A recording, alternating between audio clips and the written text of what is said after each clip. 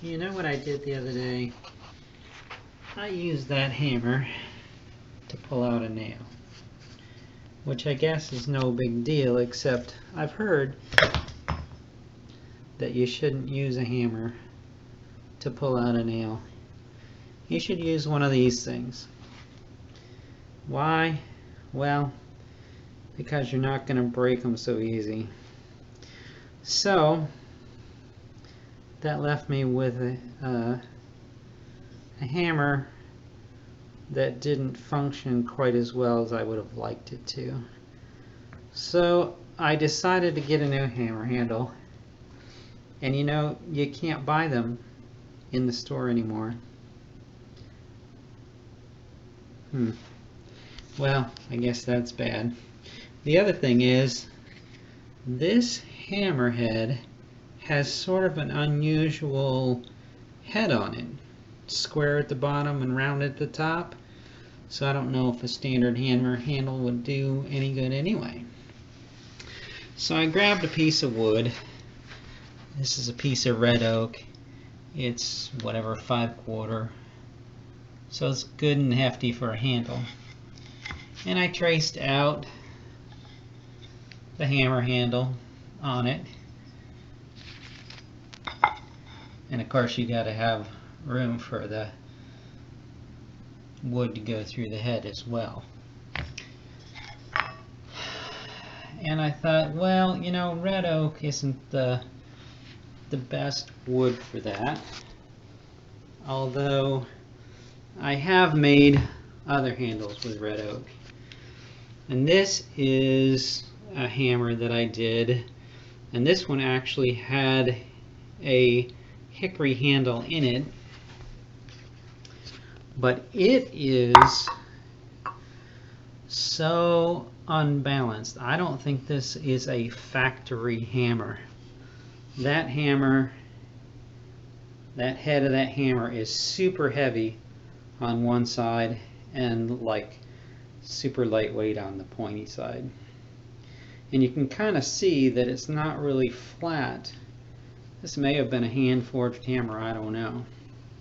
So I put it together with this new handle, and you can see red oak isn't super impact resistant, and it's kind of porous, but I picked a piece where the grain is pretty much straight up and down for the handle, and then I put a wedge. You can't really see it, but I put a wedge in this end that goes up and down. I cut it with a little kerf saw, a razor saw, Japanese draw knife saw, I don't know what you call the thing. It's a razor saw. And then put the steel wedge back across the top. And that handle is a lot better than the handle it used to be in it, because that head is tight now. And with that bad weight distribution, it really helps out. But I got to thinking, well, if I ever pull another nail with this thing, well, isn't that clever? On that end, it's square on both sides. This is going to be an interesting hammer handle to get fit into there. It's probably an old hammer handle, but since I can't buy them, I got that. But then I thought, you know, if I don't want to use that, let me see.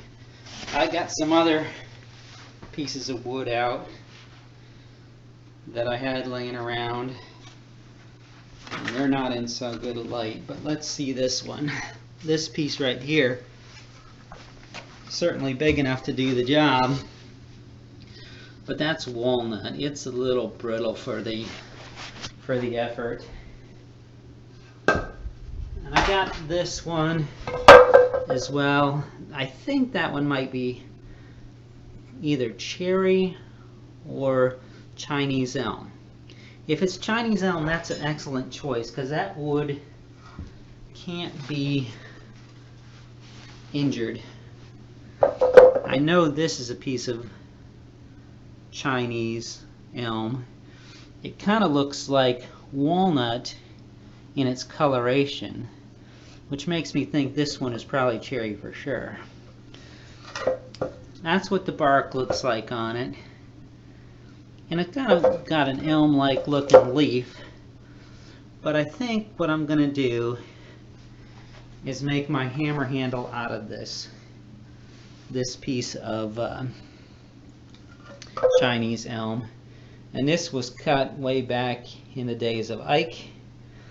And so instead of doing all the deal with that piece of red oak, I think I'm going to draw the pattern on this piece of Chinese elm and make it out of that.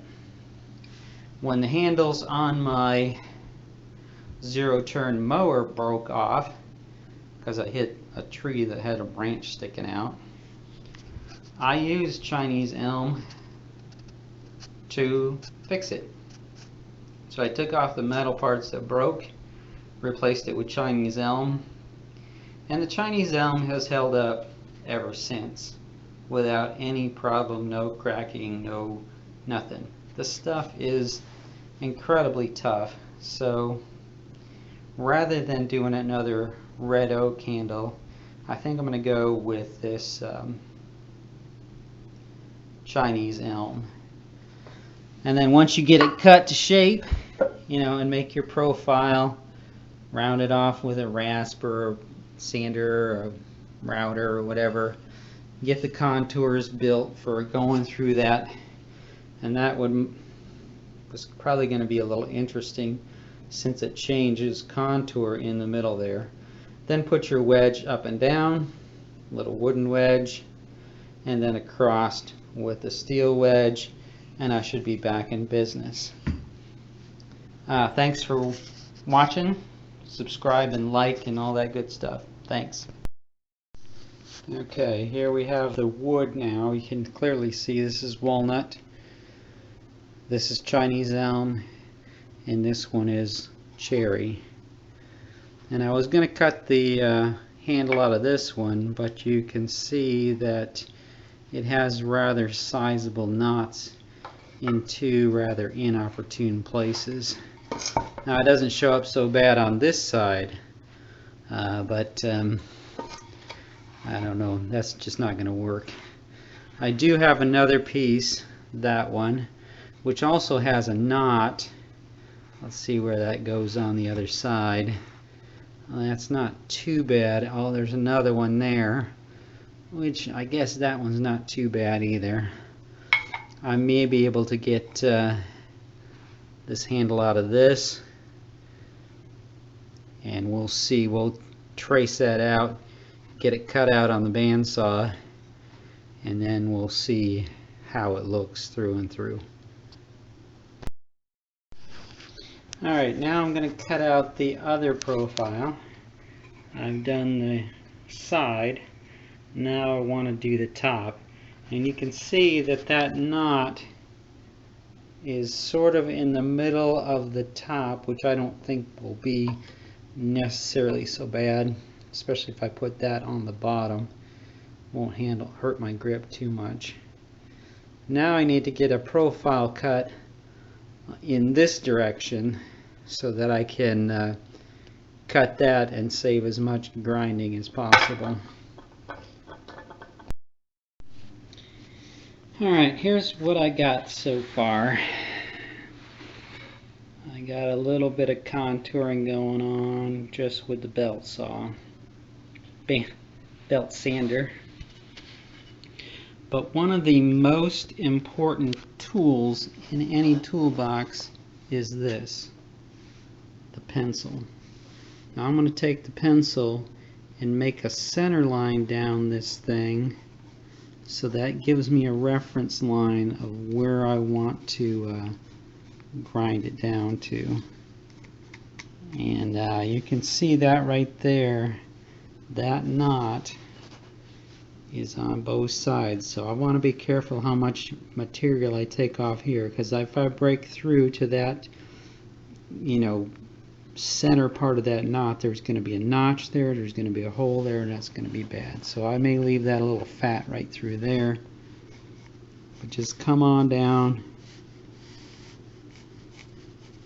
It doesn't have to be perfect, but this gives me a reference line of what the center of this thing is, and then I can use that line when I'm doing my sanding. I'll probably switch to some hand tools for a while to make sure that I leave that the way it needs to be, and just work on getting this a little more rounded out. If this is your first handle, you might want to stick with a straight taper like that one. I hit that with a rasp a little bit, and it seems to, you know, it's pretty quick, and especially if you're, you know, doing those finer contours, it's a lot easier to control what you're doing. Although I wouldn't recommend something this curvy for your first time, but if you do it, just know that the hard part with a rasp is knocking off those sharp edges to begin with. Once you get those knocked off, it's really not that hard to go at this with a rasp. So the next thing I'll do is I'm going to bring a rat tail file in, work on it a little bit, and then go to that sandpaper and finish it up. Alright, that's reasonably well shaped. It's still pretty rough, I suppose, but we can work on that more later. The next thing I need to do is get that piece out so I can put the new piece in. And I've done this lots of different ways, but I think what I'm going to do is I'm going to set it up here. I'm going to use one of the pieces I cut off the side of this thing, and I'm going to put it on there and drive it out. Now I may have to dig out that wedge to give it a little more wiggle room, but sometimes that's pretty hard to do, especially if they're rusty. But I'll work on it for a little bit and see how it goes. Alright, it's out, and now I know what that little arch is for. That arch, this hole is actually bigger on the front side than the back side. So when you wedge it up, it's going to push that wood up into that arch and really lock that head on. And it was really locked on. But you've got to push the wood through the smaller part to get it to the bigger part. So I don't know if that's fantastic, because the wood, I'm going to have to, I guess the wedge pushes that wood up into that arch, but it's only going to push so much in there. But I guess being bigger on that end means that that head is going to lock on, so it can't come back. It may wobble around some, but that's not going to let it come out. So it's not going to chuck back and forth in there. And I suppose if you get it like that, then the rust is going to lock that baby in place so it doesn't ever move. Now just a matter of getting that big hunk of wood pared down to the size that can go into that rectangular opening, and then pounding in the wedge to make it go up into that arch. Easy peasy. Alright, back to the hammer handle again, and just wanted to give you a couple of things I did while fitting this. One was, since it had that dome top on it, I made two wedges for it. One that would go on the arch at the top, and then one in the middle. So you can see from those cutouts, I had, you know, the handle with a slit, the wedge going horizontal, and then the domed wedge going vertical. So that finishes out that hole pretty good. I'm going to put a little, varnish on there to lock it all together, and then I'm going to put that steel wedge in there. But I think it came out pretty good, and ready to whack some nails now. Thanks for watching. Like and comment and so on.